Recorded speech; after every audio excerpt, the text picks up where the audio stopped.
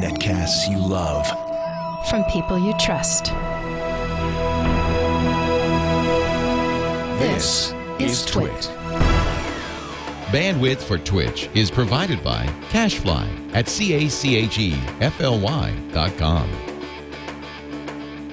This is Twitch, This Week in Computer Hardware, episode 144, recorded November 3rd, 2011. Detailed Hackintosh info. This episode of This Week in Computer Hardware is brought to you by Netflix. Watch thousands of TV episodes and movies on your PC, Mac, iPad, iPhone, or TV instantly. All streamed directly to you, saving you time, money, and hassle. For your free 30-day trial, go to netflix.com/twit. And by Ford, featuring voice-activated Sync App Link. Now you can control select smartphone apps with your voice, so you can keep your hands on the wheel and your eyes on the road. Check it out in the 2012 Ford Fiesta and at ford.com/technology.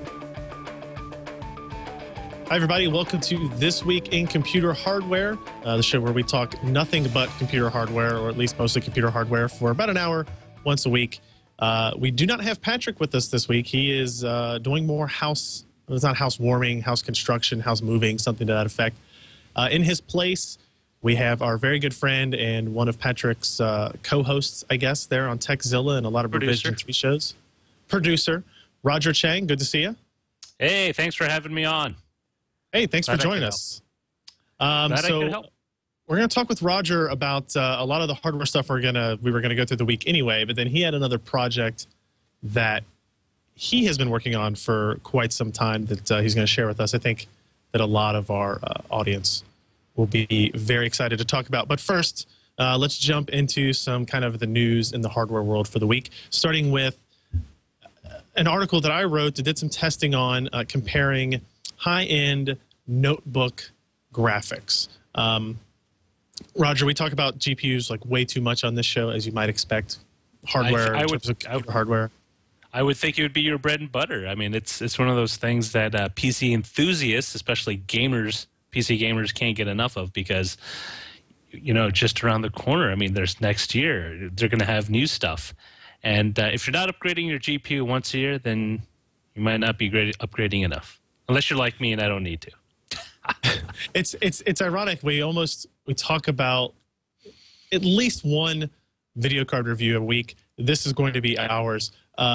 This time we're taking a different avenue though. We're talking about notebooks. The GTX 580M and the Radeon HD 6990M. The M obviously standing for mobility.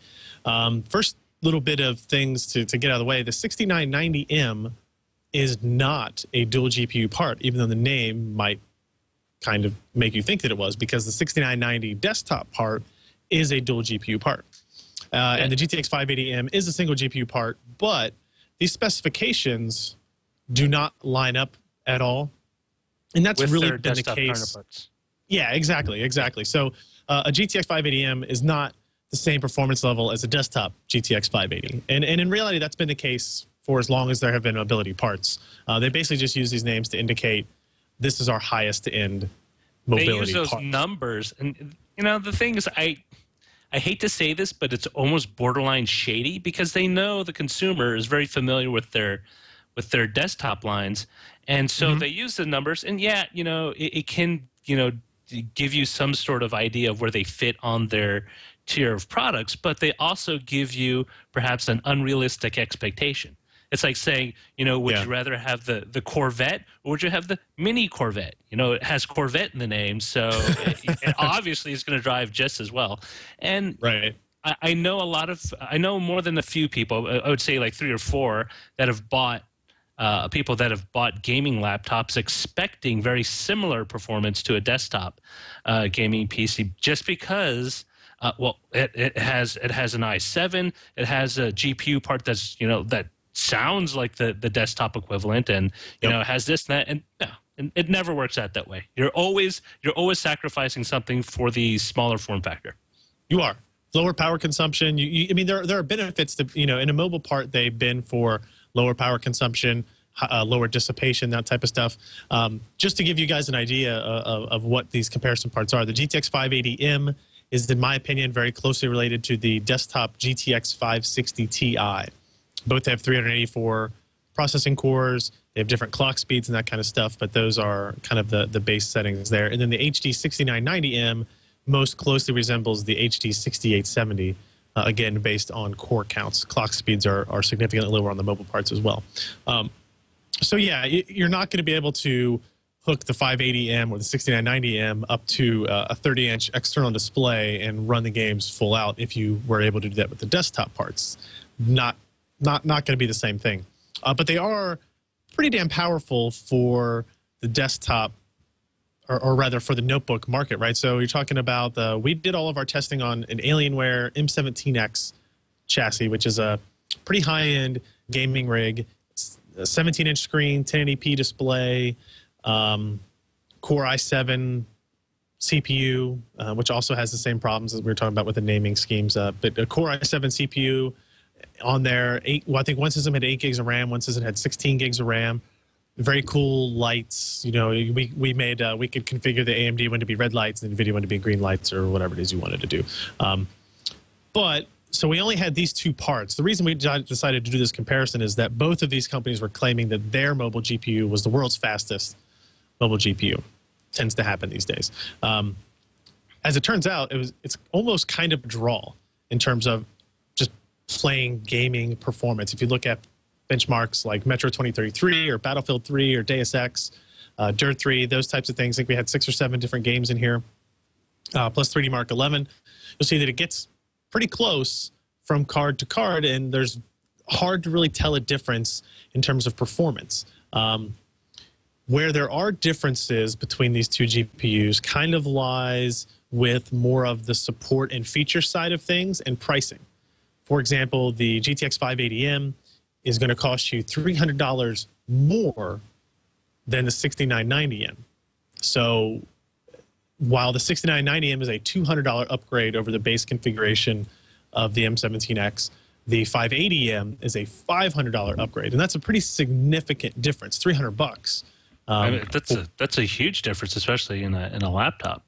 Yeah, I mean, the laptops start at $1,800, so yeah, I mean, $300 is pretty significant. What were you gonna say? Oh no, I was just wondering. I mean, like, from a value perspective, is it worth the $300? Are you going to see $300 worth of improvement, or are you kind of like, well, you know, you can tone down maybe a few things, but your game playing experience is going to be pretty much the same? I think it's, you know, if we look at the gameplay experience, it's really going to depend on a couple of factors, right? So here's how NVIDIA tries to justify that $300 difference.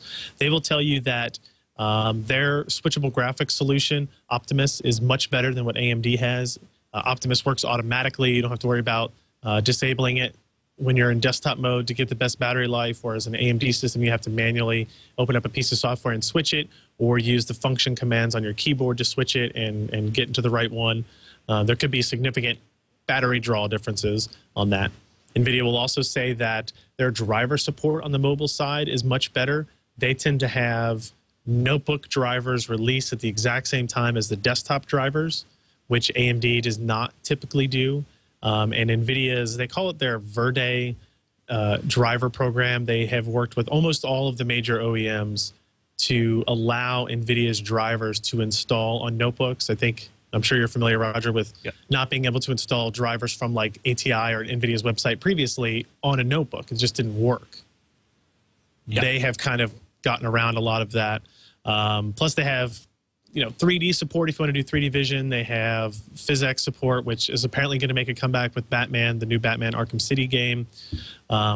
So it's still tough to justify the $300, I feel, in my view, in my opinion. But I think the main goal is, or the main sticking point they might have is a combination of all those types of things, but the most important one being the better driver support. If you're buying a $2,000 gaming laptop, you're probably a pretty hardcore gamer, and you may want to make sure that Rage works day one, Battlefield 3 works day one, Skyrim works day one, and with NVIDIA's driver support, probably will be more likely to get that than you would with the AMD system. But if you can wait a couple of weeks, a month, or whatever it is, AMD will eventually have updated drivers. They don't abandon it completely, but NVIDIA's are going to be significantly more updated, I think. So yeah, it's interesting. I mean, for me, I'm not a heavy PC gamer. I definitely game through Steam, but I hate to say it, but $300 is a stack. It's a stack of games, and if you're willing to live with maybe some driver delays, and you're not that rabid about being the first one out of the gate, I'd sooner pocket the difference, and basically put that toward another upgrade, be it a drive like a larger capacity SSD, storage, external hard drive, something. Because I mean, if you're buying a gaming laptop or as you're buying a gaming PC, inevitably you're going to be doing things with that machine other than gaming, and it's one of those kind of what's worth it to you. I mean, can you live with fewer things? In my case, I can take that $300, buy a larger hard drive, buy something else that I can actually up the value of the machine to me outside of strictly the gaming sphere, or maybe like even a mouse. Because you cannot game on a gaming laptop without a solid mouse. Not with the touchpad. That's 100% accurate. Yeah, definitely don't do that. You might as well throw away your $2,000, in my opinion. So if you want to see the specific benchmarks, you can go to the review, pcper.com, and kind of look around and see what you think there. But I go into the comments. I'd like to see what your opinions are on kind of the value difference. If people kind of lean toward maybe we're kind of the oddballs. We don't see that $300 being that big of a difference when you're talking about a $2,000 to $2,200 machine. I don't. I tend to as well. Let's see a couple of other real quick things. One, we did a comparison of the AMD A8 3850 APU versus the Core i3-2105 CPU from Intel, specifically on Battlefield 3. That's the big deal. It's the biggest PC game out right now. We wanted to see, could either of these integrated graphics systems actually play Battlefield 3? Somewhat surprisingly, I thought the AMD A8 3850 was able to play the game at 1366 by 768 in the low quality preset at about 30 frames per second or so. We have a little video where we kind of go through and demonstrate, how it worked and all that kind of stuff. And I thought surprisingly well, actually, all things considered. And because of the way that the Battlefield 3 engine works, the lighting models in the game still look great, even on the low quality presets. Texture differences, they're there. There's a lot, you don't get anti-aliasing or as high as an isotropic filtering or anything like that. But the game still looks pretty good at the low quality preset. With the Intel processor, Sandy Bridge graphics, not so much. We got about 10 frames per second on it. Wow, which that's a big difference right there. Yeah, I mean, you're talking about basically playable versus completely unplayable. That's really impressive. I mean, I have to admit, I've always been sort of gun shy about.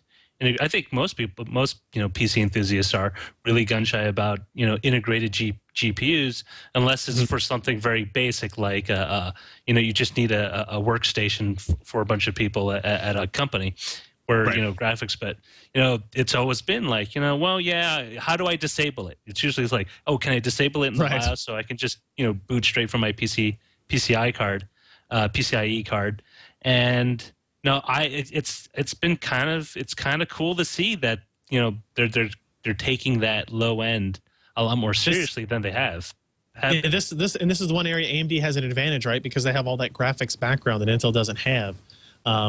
And it definitely shows up in the gaming side of things. The processor, not as strong as Sandy Bridge, but the graphics way better than Sandy Bridge. So it really comes down to, a use case for you. And the game is very impressive. If you guys haven't had a chance to play it, I would definitely recommend it. Like this little flying thing we're showing in the video, even on the APU running at 1366 by 768 is pretty impressive. So check that out. Have you been playing? Have you played Battlefield 3 yet, console or PC? I lost your audio. Give me 1 minute here. I don't hear anything. No. Let's see. Chad, do you still have me? Yep, having difficulties. I can hear you. Hearing. Yeah, I do still have you. Let's see. Okay. Can you hear us, Roger? Roger, you're also very. Here, I'm putting down a thing for an edit point. He's very, very blurry. Yeah, blurry. It's almost like it lost Died focus. during video. Playback. This is at time code From 14 minutes. See per site. I bet he's chatting to you. Yeah, I think he is, which is here I can. He won't be able to. Camera. Going to restart. Yeah, I think it's on his end. He says he's going to restart Skype. I don't even have to type. I don't have to know if he typed it. I know. I can just hear him. Yeah. Yeah. Everything is fine on our end. So. Yeah. There he goes. Whee! Yeah. He got blurry like I think a minute ago, and I was like, he's very blurry.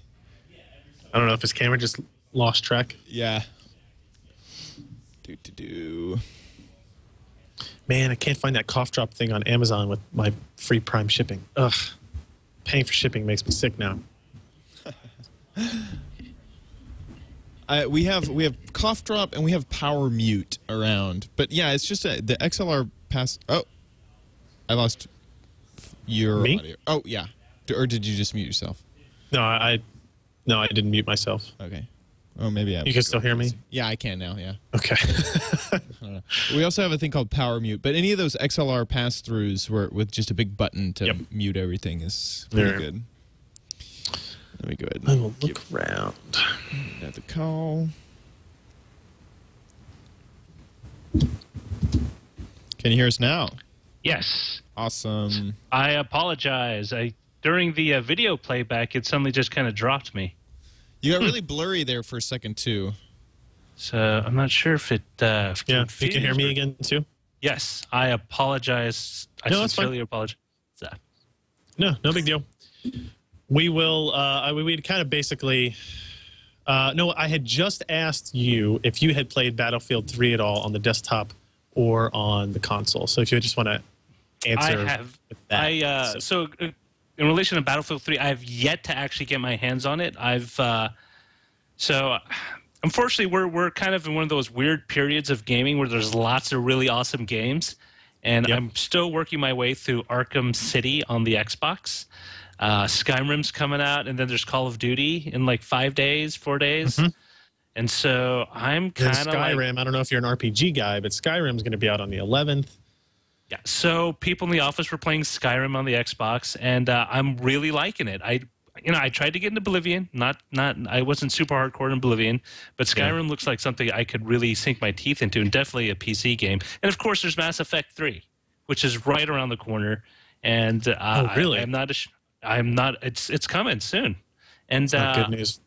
I am not ashamed to say that I bought the first. I bought the first one retail. I bought the first 2 retail. I'll probably just buy the third if it's available on Steam via Steam because I love that game. It's like the best game ever. Agreed. Something interesting. Go ahead. Oh, I'm just like, but I definitely do want to get my hands on Battlefield 3. Heard nothing but good things about it, and even Patrick's ghost, Robert Heron, was really psyched for it. And I hate to say it, but I'm going to have to join the crowd on that one and probably break down and buy it. I think you should do that. Now, one of the things that's interesting, if you want to try it on the PC, it looks like there are rumors of another NVIDIA GPU coming out, a kind of mid-range part. One of the site, Guru 3D, seems to believe that it will be they'll kind of re-productize the GTX 560 Ti SKU that already exists. I think that's kind of weird, and they probably won't do that. Instead, they might create like a GTX 565 or 560 Ultra or something like that. But the idea is, right now, if you look at the GTX 560 Ti, it's going to cost you about $240, and the GTX 570 costs about $340. So there's a $100 window there between $240 and $340, where NVIDIA does not have a SKU, and AMD does have products in that area. So the idea is that they would increase the processor count from 384 to 448, and then release kind of a part probably in that $300 price range for the holiday season. If they say for the holiday season, if that actually turns out to be true, we'd have to start talking about it very soon in order for them to get it up and available and all that kind of stuff. Then that could be a really, really good card for 1080p gaming with Skyrim and Batman and Battlefield and all those types of games that maybe need a little bit more power than the 560s that are out now, the people who don't want to spend $450 on a GTX 580 either. So That looks really good. I mean, one of the reasons I initially went, I mean, unfortunately, I'm still rocking a 4870 because I need to upgrade my entire system. Yeah. But it's AMD for the longest time. I mean, has been pretty good about making sure they hit the price points that the price points people are willing to pay. And NVIDIA's really gone out on trying to make the best and the greatest. But at the same time, if you can't afford it, it's nice to read about, nice to dream about, but when it comes to actually spending money that you have, I've tended to default to AMD / ATI, but I think my next GPU will be definitely an NVIDIA, if nothing else because of the greater horsepower in some of their higher end models, but for CUDA support and some of the stuff I do for desktop video editing. Yep, Photoshop and Premiere and all that type of stuff, very much. Well, let's take a quick break here and thank the first of today's podcast sponsors, Netflix. Netflix, I'm sure everybody who listens to This Week in Computer Hardware, any of the shows on the Twit Network are already very familiar with. Netflix, they can stream movies and TV shows directly to you instantly, which saves you time, money, and hassle. You don't have to get up and go to the video rental store or the box at that dispenses DVDs at the grocery store or anything like that. This is much easier than all that. So you can stream Netflix in several different ways. If you have a gaming console, you can do that. Xbox 360, PlayStation 3, Nintendo Wii, of course on your Mac or your PC. If you have an iPad, they have an iPad app for that as well. iPhone, lots of the Android phones, the list of Android phones that support it keeps growing. If you don't have a gaming system either, you can use the Roku box or even an Apple TV. Those all have support for the Netflix streaming applications as well. And one of the cool things about Netflix is it allows you to kind of do this remote DVR functionality where you can start watching a show, TV show, movie, whatever it is in one area, and when you restart it on another device at any other location, it just kind of picks up where you left off. So if you're watching a movie at night, you just flipped off the iPad and went to bed. If you wake up the next morning, it's already there. Or if you wake up the next morning and you're on the bus to work and you only have your phone with you, you can watch it on your phone as well. If you travel a lot, that's infinitely usable and handy to have. So whichever way you choose to access Netflix, you can watch as many movies or TV shows as you want, anytime you want. So you don't have to worry about late fees, or you don't have to worry about you want to watch the same movie for the 5th or 6th time. I know Patrick and I talk about all the time. If you have kids, that means it's good for watching the same episode of the same cartoon show dozens and dozens of times. Probably not Beavis and Butthead, but something to that effect, I guess. If nothing else, kids like to watch shows over and over again, I have come to learn. So we want you to try Netflix today. You can do it completely free for 30 days. All you have to do is go to netflix.com/twit. Be sure to use that URL when you sign up. It does us good. It does you good. You get your 30 days free trial. You can cancel anytime, even after the 30-day trial if you want. But I don't think you're going to want to do that. Again, the URL is netflix.com/twit. And we thank Netflix for their support of This Week in Computer Hardware. Now, let's talk about, I do feel like this kind of just happened today. I wanted to bring it up. There were a couple of things, AMD news. One, they had a profitable quarter. For the first time in a while, they had gross revenue of $1.69 billion and profit of $97 million. Seems pretty good. Keep in mind, a couple of weeks ago, we talked about Intel making $3 billion in a quarter, like profit. So $97 million versus $3 billion. Pretty significant difference.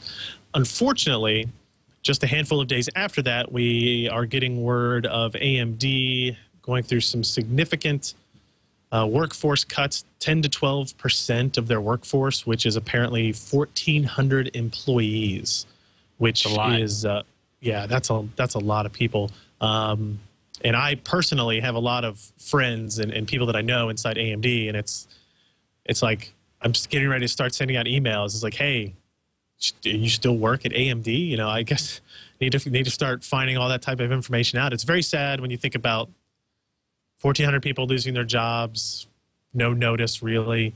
So we definitely feel for them. And it's also from a corporate standpoint, we got to wonder: is this maybe the best move for them? Probably it is. They just had I know we just talked about them having their first profitable quarter in quite some time, or at least their most profitable quarter in quite some time. But $97 million profit is not going to be how you're going to compete with the likes of NVIDIA and especially Intel in the long run. So not real sure where they made the cuts. Engineering, marketing, product placement, those sales, those types of things, or if they kind of cut it broad, 10% across the board. But we will find out more and let you guys know. So there you go. Just wanted to.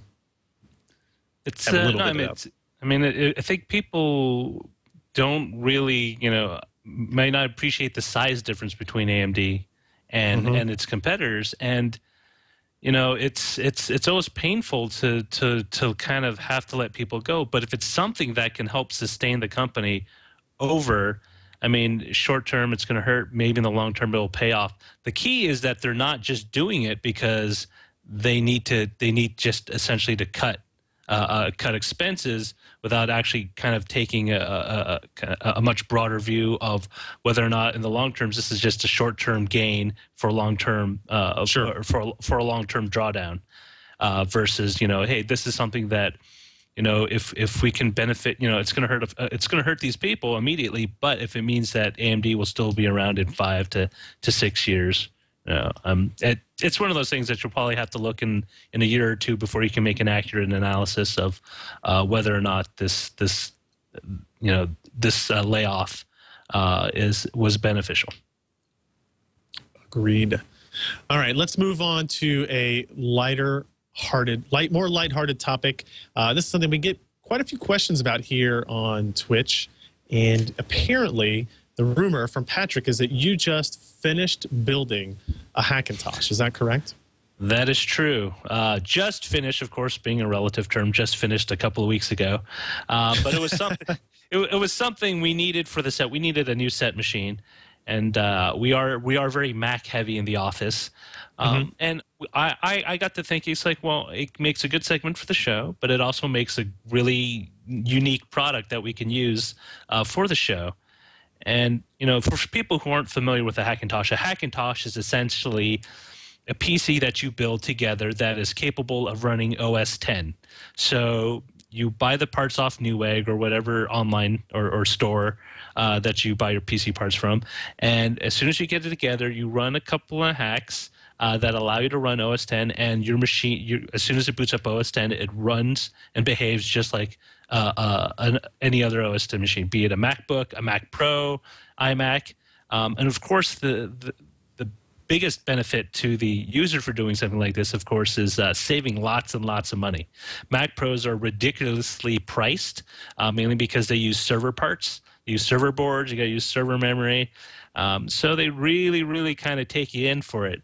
And for people who aren't or either grown past the iMac form factor with just a giant screen in front of you, or want something that can offer them a little more flexibility in terms of expansion, drives, PCI Express cards, Hackintosh is a great way to go. And the great thing about it is it's because it's such a high demand product / topic. It's a great site, TonyMacX86.com. Yep. Okay. And they literally give you all the parts that you need. If you go to the site, and then you select off to the left, I believe it is the custom Mac builds. And it will, yep, you got it, and just keep scrolling down. And they essentially price these builds together based on cost. So nice. You get a sub $500 Mac, sub $800, sub $900, $1,300 machine, and I am incredibly impressed. As long as you stick to these parts, because a lot of the issues you just can't cobble together any old PC and have it, expect it to run x86 or not x86, but OS X with the hack because of driver support. OS X is very finicky about that, and so they've essentially picked the most compatible boards, typically Gigabyte or something else that allows you to swap the boot or stick a bootloader on the drive that essentially mimics what a Mac does through EFI, the extensible firmware interface that they use in lieu of the PC BIOS.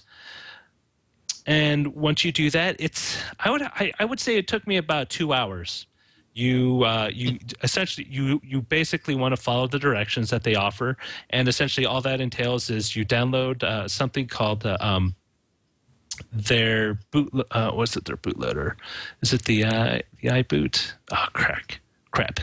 Totally spaced on it. You download that. You download the SDT file appropriate for your board up there on the right, and you essentially what it does is it picks up all the configuration files, all the kex files that you need to load up.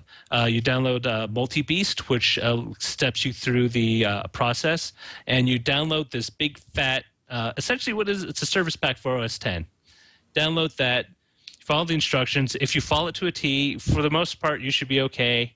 And it takes about 2 hours roughly, and you should have a working Mac. Now, the only pitfalls is some of the instructions are missing a few things. But for the most part, I think it wasn't that big of a deal. It was essentially I was having trouble initially booting it from the hard drive and then having it boot into x86 to continue the installation. And then I found out you need to, after you did the first install of OS X, you still need to boot from the CD from iBoot, Gotcha. which is the image that you download, and it's free.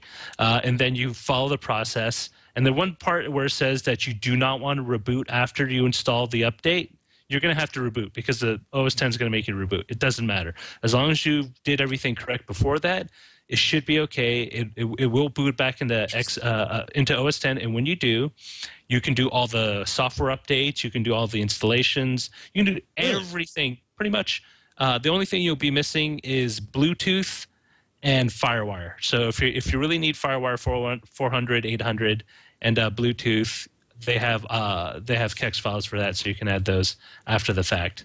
But it works really well. I've had no issues with it. It hasn't crashed. I actually left it on for about 4 hours running. What's that Prime Number application? Prime 95. Prime 90. They have one for OS X, so I left that running for 3 hours on the machine. Nothing worked fine. The fan spun up faster to accommodate the increased heat load on the CPU, but other than that, it was just like a normal PC, except it was running OS X. You know, this is something I remember trying quite a long time ago when we were first trying to do video podcasts and that type of thing, and the show with the Twit network. I wanted to do the Mac because of the software that was available for that, and I ran into a couple of issues where, you know, one day I would just turn it on and it didn't boot for some reason, and because I was not familiar with that, and like the world of Mac OS troubleshooting is pretty minimal compared to what you get with Windows. I found myself having to rebuild it once or twice when I didn't feel like I had done anything. But that was at least 2 or 3 years ago. You know, I'm just looking through the builds on here on the Customax, and I'm looking at the top end, or even, you know, one for $850. It's kind of interesting. This is pretty similar to our hardware leaderboard over at PC Perspective, although obviously not targeted at, you know, Mac OS X. But, you know, they've got Sandy Bridge processors, Z68 motherboards, Radeon 6850 or Radeon 6870 graphics cards, so fairly, you know, high-end GPUs. They list cases and power supplies that, you know, are probably intermixable, obviously. And then the hard drive, they even say you can use their recommending like the Agility 3 SSD from OCZ if you want the faster boot times and all that type of stuff. I would definitely recommend a larger case than what they recommend, but they pick those for price. But gotcha. I will say if you definitely want to if you want a dual boot, I highly recommend you use a different hard drive for the Windows install. Do not try to It's supposed to partitioning. Yeah, it's when it comes to something happening to your machine, you will be incredibly grateful that everything's on a separate drive, and it's just the install works easier. You essentially install Windows, and after it's done, you unplug the drive with Windows on it, and then you do the OS X thing. And once that's done, you can plug the drive back in. The problem is Windows automatically loads bootloader information across all the drives, physical drives you have, and that's not kosher with OS X, and it gets all weird. So that's why you have to unplug the Yeah. Okay. When you do the initial install, once you're done with it, you can plug it back in, and iBoot would once it installs itself on your hard drive, will automatically see Windows and allow you to choose from a soft menu whether to boot Windows or OS 10. Yeah, I mean they've even got a system here for $322. You know, it's so ridiculous, these prices. I mean, just the prices for the hardware alone is ridiculous. It's like that's CPU, motherboard, memory, case, and power supply for $322. I spent close to $1,800 buying a Tandy 1000 back in like 91, and now I can get this amazing machine that not only kicks that Tandy's ass and do a billion other things better, but I can get it for like, an eighth of the cost. It's just it's ridiculous. But it's amazing. I'm constantly amazed at the level of power that you can get for the money. RAM, hard drive sizes. Although with the recent floods in Thailand, hard drive prices, from my understanding, are beginning to go back up. Quite a bit. Until they can get the capacity back online, which is a shame because I was actually looking for a couple of 2 terabyte drives to take over the. We've got some Drobos we were trying to fill up, and we're like, maybe we'll wait a little bit. We don't need that capacity quite yet. Those 2 terabyte hard drives that used to be $70 are now $190 or something like that. So unless you really need it, I would say wait until they get more capacity back online. So you didn't have any problems with this build, and if this is something that we or one of the readers was looking to try, you think it's not like a week-long trial and tribulation to get this up and running? I think it took me 2 days. One, to figure out that the instructions were that the whole part about rebooting I didn't need to worry about, and 2. When you do follow the directions and download the correct DSDT files for the multi-beast utility, which will basically edit out OS X's kext files, which are basic configuration files for you automatically, so you don't have to kind of do it manually. But once I did that, it actually wasn't painful at all. I will say though that if you're not savvy enough, or you're going to give it to someone who's not savvy enough, you might want to reconsider, because when everything works, it works great. But if you have a hardware failure, you have a hard drive that goes down because of someone knocks it over, or you pour your drink on it or something, it's not as straightforward to get your data back, or not your data, but to get it back up and running in the same way as a normal Mac. So don't build this for mom instead of actually buying her a Mac type of deal. Yeah.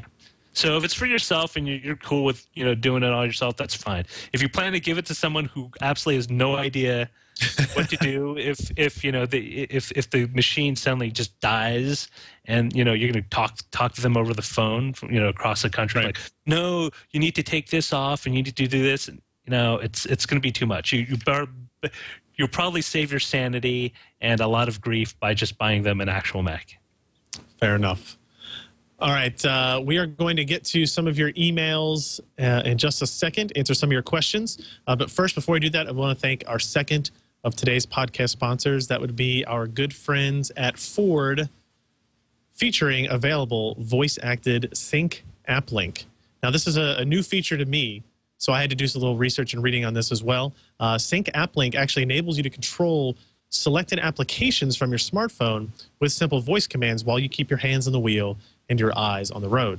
So with Sync App Link, you can do things like voice control Pandora, listen to tweets with OpenBeak just by asking with a simple voice command. Once you have your phone linked to Pandora, for example, you can use voice commands to select your favorite station or make a new one, bookmark songs, give thumbs up and thumbs down. The voice commands are pretty simple. Play station classic rock, bookmark song, thumbs up, those types of things. Works really well. With the application called OpenBeak, for example, you can say read timelines or read replies, and it will text-to-speech your Twitter feeds, which is actually a pretty cool feature. Sync App Link is built on an API platform that allows Ford to continue to work with developers in the app community to bring apps to life with voice in their vehicles. Voice-activated Sync App Link is available on the 2012 Ford Fiesta You can learn more about this and other technologies Ford is bringing to its vehicles at ford.com/technology. And there's more. Apparently, they are beginning a tradition of Twit Sunday barbecues brought to you by Ford. So what is this? Ford is helping to bring us together at the Twit Brickhouse Studios for upcoming barbecues. Twit Sunday barbecues are scheduled for Sunday, November 13th and Sunday, December 4th, starting at 1:30 p.m. You could have a chance to meet, eat, and check out the new Ford vehicles as well. And, of course, you'll have seats to watch them record Twit in studio. All you have to do is go to twit.tv to request tickets. And I guess it's like a random drawing of people who request these tickets. And we would love to see you there. So thanks to Ford for bringing us Twit Sunday barbecues as well as supporting This Week in Computer Hardware. Thank you very much for that. Pretty cool stuff that they're coming up with. Pretty soon we'll be doing everything with our voice, and that will make my life easier. Once they get the auto park feature to auto drive, I will be stoked. You know, I would be so much more productive. You know, I do 1 hour, 2 hour drives all the time if I could actually get work during that 1 or 2 hour period as opposed to having to drive. I would agree with that 100%. So let's get into some emails. If you want to email us, please do so. twitch@twit.tv, TWICH @twit.tv for any of your comments, questions, corrections, anything you want to add to the show. We highly encourage it, and we live on your questions. That's how we continue to do the show. So let's jump into one here. This is actually interesting. We kind of just talked about this. This is from Larry talking specifically about hard drive prices. It says, what happened to the price of the Western Digital 3.5-inch 7200 RPM hard drives? A few weeks ago, I bought 3 drives at Newegg for what they're asking for 1 now. Is this going to be new prices, or did something happen to suppliers? So we already kind of talked about this. Roger already mentioned floods in Thailand. Pretty much all the hardware, all the hard drive manufacturers were affected by this. As far as I can tell, that it's going to be something that's going to last at least through, at the very least, through the holidays, likely into February, March, April timeframe of next year. No official word on what they're doing. They're still waiting for all the floodwaters to recede to see how much damage there is, to see how much time it's going to take them to kind of get their supply chain back up and running. So that is unfortunate. Hard drive prices are high. I don't know if we'll probably see system prices increase because of that. Maybe a little bit more adoption of solid state drives as well. Although they're still, hard drives aren't as expensive as solid state drives still. But you know, what we said before kind of holds true. I mean, unless you absolutely need the storage, I mean, wait until the second quarter of 2012, and hopefully by then, you know, at least some production capacity will be back online to help kind of bring prices to a cheaper level than they are right now. Yep. Roger, you want to take our second email here from Lee? Not really a question, more of a statement and helpful information. Well, Lee writes about the Vertex 3, the blue screens of death that you might have been reading about online. He writes, I'm one of the lucky owners of a Vertex 3 120 gigabyte drive that exhibit the blue screen of death issue. I've dealt with the daily, parentheses, almost twice daily, BSODs for months waiting for a fix. As you're probably aware, OCZ recently addressed this issue and released a firmware update intended to fix it.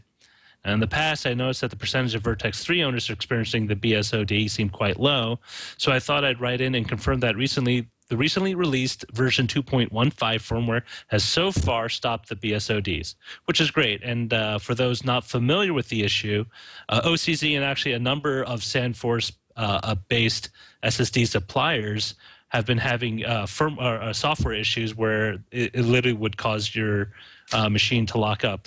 And they've been issuing out patches and firmware updates. Now, from what I understand, you should not be using like an OCZ firmware update on a non-OCZ branded or OCZ drive, as they're different. Might be different variations in the firmware that different manufacturers use. So use what they provide, and if they don't have one, immediately bug them about it, and kind of sit tight. Indeed. We have an email from Ben about 3D displays. It says, enjoy the show greatly out here in Perth, Western Australia. Thank you, Ben. I currently have an Xbox 360 and I'm looking to upgrade to a PC for gaming with my Panasonic 50-inch 3D plasma TV. I'm interested in playing Battlefield 3 and Modern Warfare 3, but would also like a rig that can handle 3D gaming. My question is around the ability for HDMI 1.4 to support this. I read that HDMI 1.4 will only support 24 frames per second at 1080p or 60 frames per second at 720p. Is this correct? And if so, does this mean that I should budget for a 3D capable monitor to get the full benefit out of the machine? So that is pretty much correct. HDMI 1.4, 120 hertz. So think of it as, actually getting the 3D effect out of it is limited to 24 frames per second at 1080p and 60 frames per second at 720p. So if you want to hook your PC up to this 50-inch plasma TV, you are going to be limited to those frame rates, and you have to use I think what's NVIDIA's software called 3D TV Play is a piece of software. It's like $30. You can buy it from their website. That enables you to run 3D applications on any 3D capable TV. And it does work. It works pretty well. We've tested it here. We've played with it here. But there are frame rate limitations of the HDMI interconnect. So, when you're doing, even if you're watching Blu-ray, right, you get the same issues. I mean, is that what you're seeing, or do you know about that one, Roger? Well, I haven't actually done PC hooked up to an HDTV for 3D. But I do know the 1.4 spec is essentially an extension of the 1.3, and it's kind of limited to the same data bandwidth. So even if the TV could support the higher frame rates, it's kind of telling where the specs originate from. They were thinking about cinematic content. That meant movies, so movies that you would see in the theater. And gaming is kind of a new thing in that realm. It's been mainly being pushed, of course, by game consoles like the PS3 and on the PC side with NVIDIA and their glasses and 120 20 hertz monitors. I mean, if you're really wanting to play 3D on that Panasonic 50-inch with your PC, you're going to have to accept the limitations. But if you don't want that, I mean, it's one of those things that if you need to have it, that you can't live without it, you might want to consider actually going with a 3D capable PC monitor. Yeah, because they just announced, NVIDIA just announced like 3D Vision 2 monitors. Asus has one. It's a 27-inch 1080p display that does do full 120 hertz, so you'll get 60 frames per second, for both eyes, running in 3D Vision mode. So that is, you're going from 720p at 60 hertz to 1080p at 60 hertz, but you're going from a 50-inch screen to a 27-inch screen, so you got to decide what is more important to you, the high resolution or the larger display. And that's really going to vary on a person-to-person type mentality. But this beginning of the question here, is that true? Yes. Yeah, that is definitely the case. We'll take an email from Scott. Yeah. Email from Scott for about the GTX 295 upgrade. He writes, I have a home-built machine with the i920, 12 gigs of RAM running on an Asus board. The machine has two 10K Barracuda drives set up as RAID 0. Currently, my graphics card is an NVIDIA GTX 295. I was wondering if it's in my best interest to upgrade the graphics card for Elder Scrolls V Skyrim. Do you have any recommendations? Budget would be no more than $300. If I can get away cheaper, that would be better. Love the show. Keep up the great work. He has a 920. That's a pretty recent CPU, if I'm not mistaken, unless I'm incredibly mistaken. It's an Nehalem processor. It's not new, but it's still pretty powerful. I mean, the bottleneck here just looking at what he's listed so far outside of the drives would probably be his video card. It's definitely the oldest part. And I started to do a little research on this because the GTX 295 came out January 8th, 2009. So it's coming up on 3 years old. But when it was released, it's a dual GPU graphics card. So it was one of the fastest. It was probably the fastest card around when it was released. And I'm trying to find some performance metrics to see how it compares to cards today. So because he does mention that his price budget is $300. Mm-hmm. Yeah, my worry is that he won't be able to replace it with a card that is faster than what he has now. Yeah. It'll have new features like DirectX 11 and all that, but it not for may not be. but not for $300. Yeah, so I'm looking. Let's see, 3D Mark Vantage, which is the only benchmark that has remained mostly the same from about 3 years ago to today. Looks like we were getting a GPU score of like 12,400. And then if I look at, no, let me look at that one.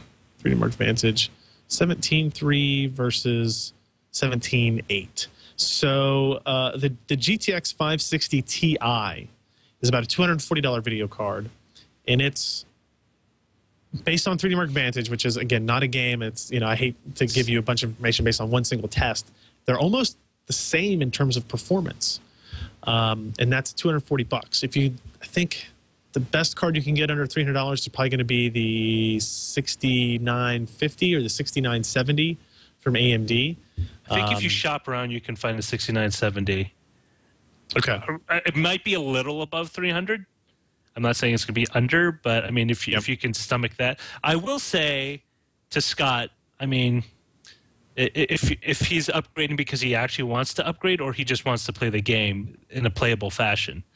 I mean, if you just want to play the game and you're not too concerned about being across the board high on every setting available, that's available in the game, I'd say get the game and see if it runs on your current system. If you're pleased with the way it performs and you're not put off by some of the comprises you might have to make, then you're saving $300. If you're playing it and you feel that you're not getting the most out of it, that you definitely need to have everything switched on up to max, then start shopping for something. And with the holiday season rolling around, it might be a good time to start identifying particular cards that you might want. But I've never actually bought hardware before a game came out to play it, to see if it would play. I always got the game, and I've never been able not to play the game. I've had to turn off things like anti-aliasing or what's that weird that bloom lighting they do, or some of the extra physics stuff, but in the details. But for the most part, it was after the fact that I would buy I would buy an upgrade, like, oh, BioShock 2 is not running as well. I'll go spring for a new video card. It was typically that's the way it's been working for me. Other people could be different, but I'm thinking, not everyone wants to spend money if they don't have to. And Scott, if you don't have to spend $300, try the game. And if they offer a demo version, even better. And then you can kind of see at home whether or not it's something that warrants $300. You could play the game and you think it stinks, and then you said, I just bought $300 for a game I don't like. There you go. Well said. Here's an email from Andy about CPU selection. He says he has a simple question on processors. Want to buy a new gaming machine for Star Wars: The Old Republic, Battlefield 3, Skyrim, etc. What I'm wondering is if I should just go ahead and buy a system with a 2600K or the 2700K now, or if I should wait for Intel to release the Sandy Bridge E chips. The other option I was thinking about was getting a reasonable system that can run the games on medium, like a 2500K, and wait for Ivy Bridge to be released in the spring and build another system then. The system with a 2500K would then become my server. Money isn't an issue, but I would prefer not to waste it. What are your thoughts? Is Ivy Bridge worth building a Band-Aid computer to play the games while I wait for the release? So here is what I think most people don't quite grasp yet, and I don't think there's any restrictions on me saying this. I'm not mentioning specific numbers.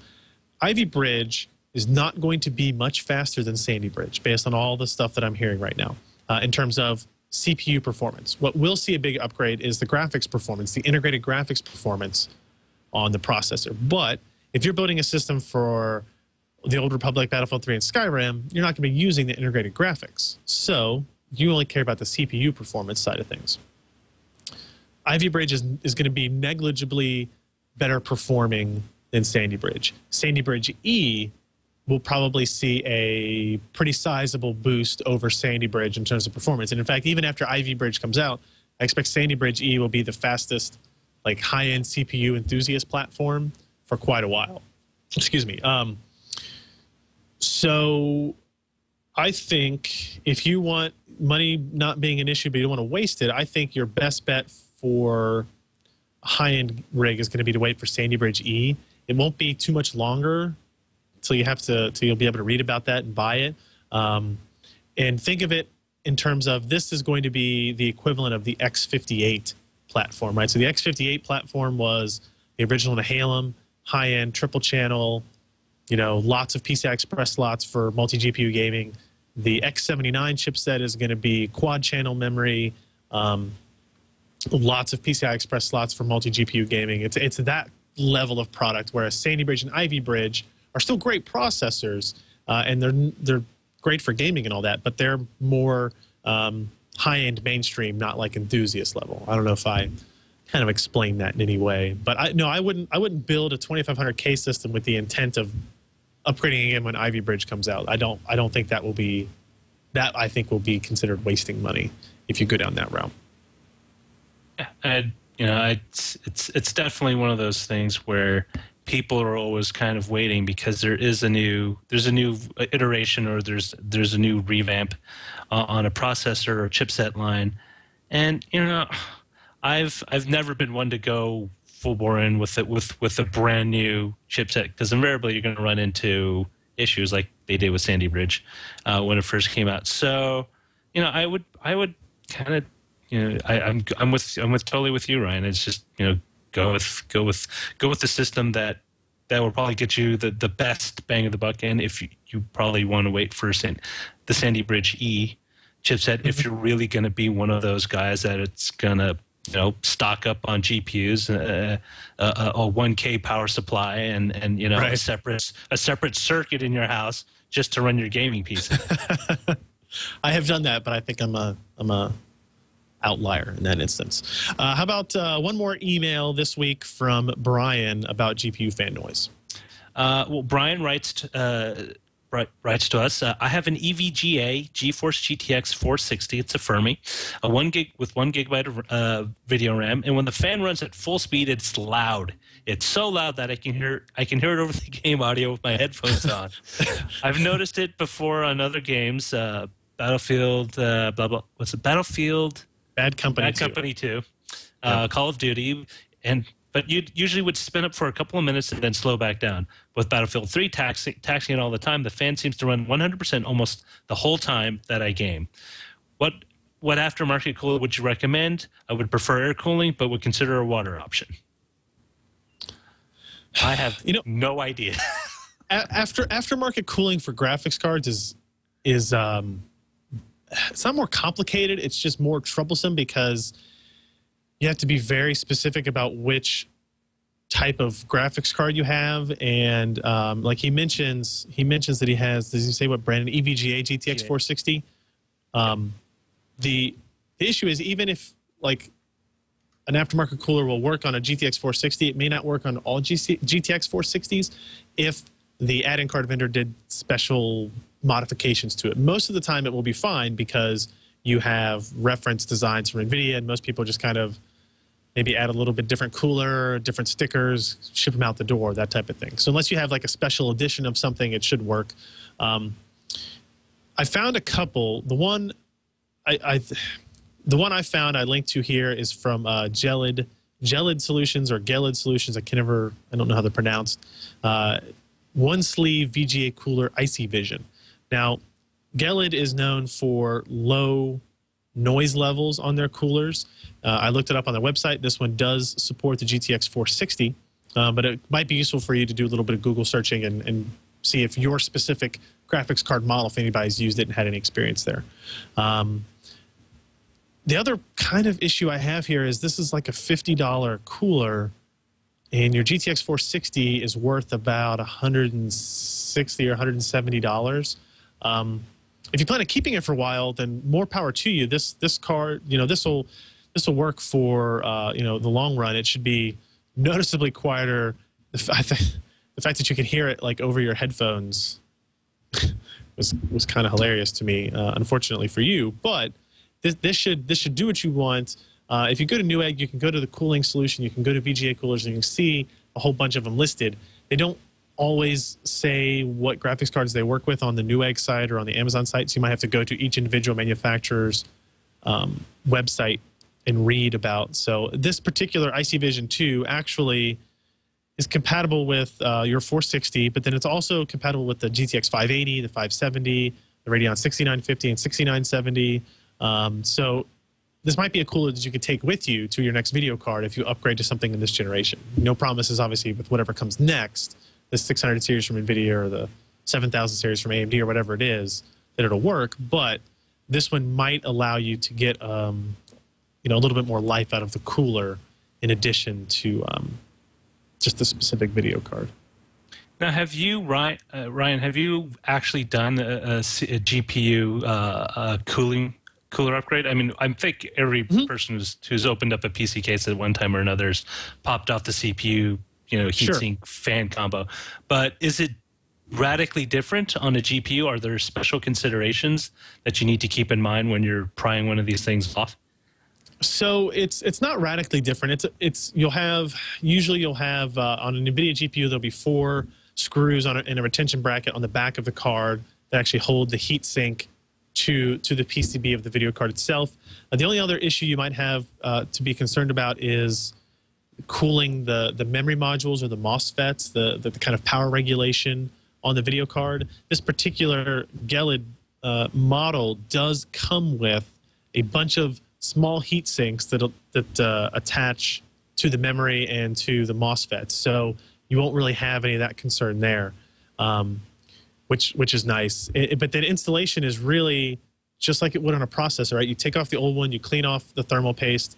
This particular card also this cooler comes with thermal paste as well. You can see it there in the video version. It comes with thermal paste, so it's really kind of a nice package, includes everything. So I don't feel as bad about it being $50, I guess, anymore. Plus, it should be noticeably quieter, and they're claiming 10 to 12 degrees Celsius cooler than the reference design as well. So it's a little bit more complicated, and probably because it will work with so many different GPUs and layouts of PCB. There might be some maybe some spacers you have to put in or something like that in between the screws or something. But I'm sure they have all that kind of laid out for you on the directions or on their website or something like that. So not as easy as switching the primary processor heatsink, but I don't think it's anything a typical user couldn't handle. It's not like running your own water cooling loop or something like that. I don't think it's that.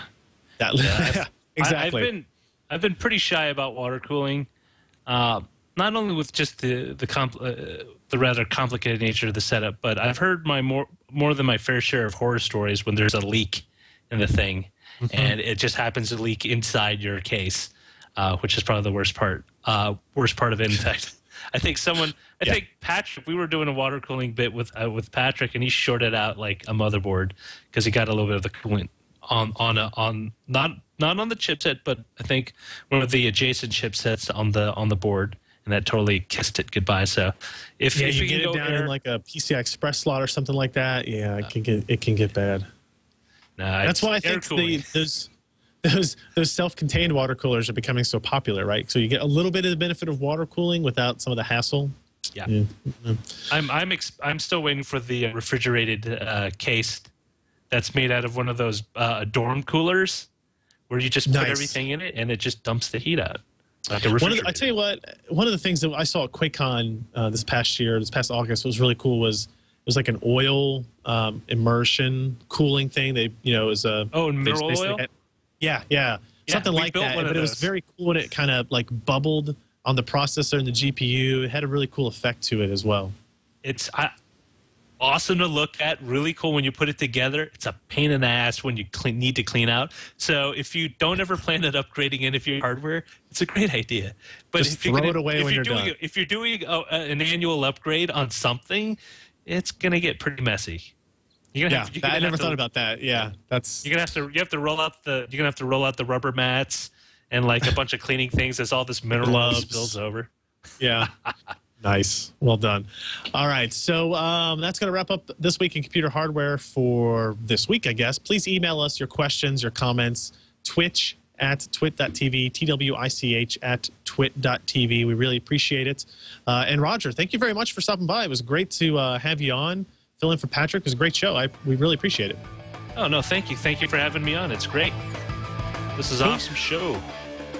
So we will be back next week. I assume with Patrick. We'll see. If not, maybe Roger will join in again. But until then, be sure to send us your questions. That's it for This Week in Computer Hardware. We'll talk to you next week.